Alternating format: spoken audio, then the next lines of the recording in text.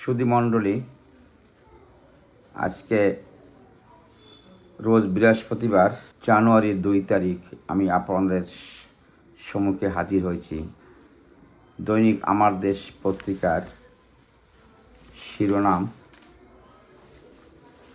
এই শিরোনামের 2-4টি আলোচনা আমি করব। আমার দেশ পত্রিকার শিরোনাম, স্কাইপ কেলেঙ্কারির সেই ভিলেনরা কে কোথায়। তো এই শিরোনামটি ছিল দৈনিক আমার দেশ বন্ধ হয়ে যাওয়ার একটি পায়তারা।